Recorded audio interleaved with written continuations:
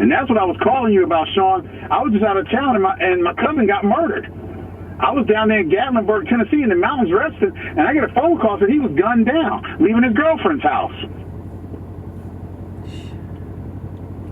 Where was that at, Harry? Up East here? Robertson. I said, was that here? That was here on the north side of Columbus. How many backpacks can you give away before you stop a murder? How many times can you feed someone that's homeless before they are no longer homeless? And that's really the wrong question, because the answer is 1 million backpacks and 1 million meals is not going to stop or prevent homelessness.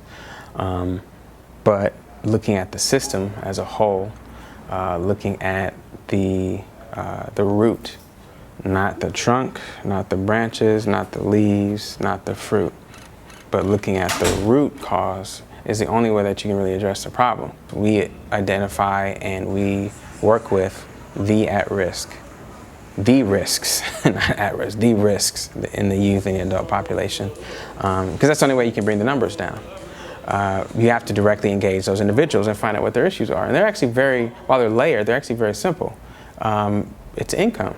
Actually, I stayed on the street when I was riding past, and I seen everybody working over here. And the other day, I just stopped by and asked them, do they need any more help, because I need some employment right now.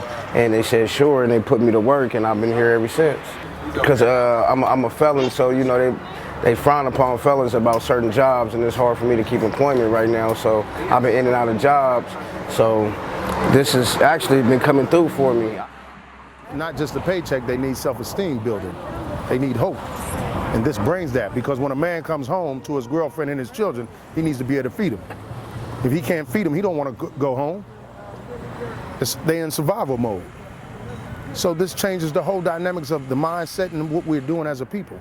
So rather than trying to get at all of these, kids or adults and having this kind of tug of war constantly, you can just hire the people on the other side to stop pulling on the rope and just bring them to your side. And now there's just a rope that we're pulling, and there's no one on the other side, because these guys are inadvertently examples to the younger people of, this is how you get money. If you can't get it any other way, I'm the model. They're feeding their grandmother and their mother and their brothers and their sisters and their friends. So it's not about breaking the law, it's about survival. When you talk to them, none of them, they make the best out of their circumstances, what they are, but they don't really want to be in the streets. They want to be seen and acknowledged by people. They don't want to have to go to bed with a gun or have to worry about someone trying to rob them.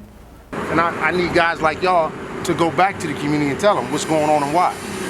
In order for us to build our community, we have to help and we have to put into it. Either equity with our money or equity with our sweat. You know what I'm saying? This is sweat equity what y'all doing. Y'all putting in, so when this is finished, you'll be able to come by and say, we helped do that. Yeah, we did that. That's gonna feel good too. But guess what? It's not gonna stop with just this one, it's just the beginning. So we have to take resources and actually hire the people that are the problem. And that's the boxing gym, that's the halfway house, from prison to coming out to being successful. That's the intervention work. That's the breaking barriers and building bridges that we do between the community and the police. You got to start at a foundation. If your foundation's shaky, the program's going to be shaky. If your foundation's strong and your intentions is right, hope there is going to stand.